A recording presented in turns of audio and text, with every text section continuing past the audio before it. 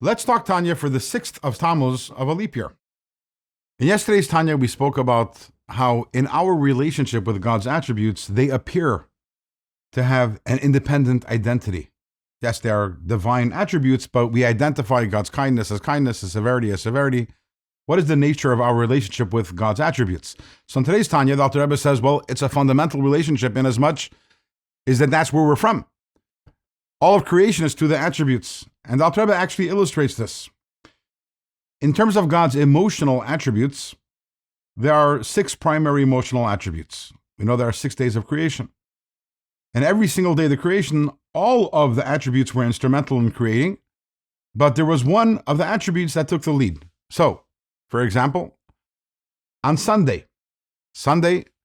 we had, again, all of the divine attributes involved in the creation, but the attribute that was in the lead was the attribute of chesed, of kindness, which is why, what happens on Sunday? Yehi Oyer, we have light. Light, obviously, is an expression of God's kindness.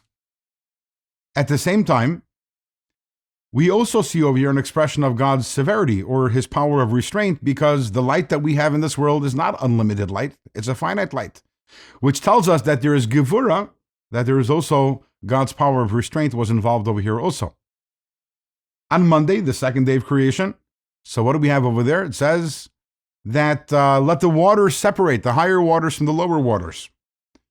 That is the power of gevura, the power of separation, the power of severity, and more specifically, it means that the higher waters, which represent the higher pleasures, the spiritual pleasures, the spiritual realities, they become hidden from our world, which is a concept of gevura, of severity, of restraint. At the same time, there's chesed over there also, kindness over there also. Why? Because what is the purpose of this? The purpose is to create a world, as we know, a world that can be inhabited by human beings, and that is a part of God's kindness. And the same thing is in all the other days of creation.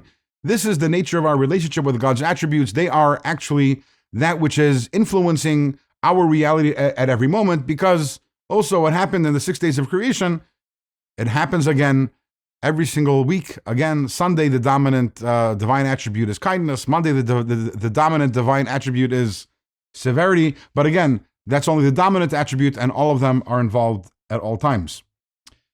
And interestingly, the fact that the Alter Rebbe makes a point over here of emphasizing the idea that it's not only chesed on Sunday and not only gevura on Monday, but on every day, all of the attributes kind of interact with each other, and there's this interplay.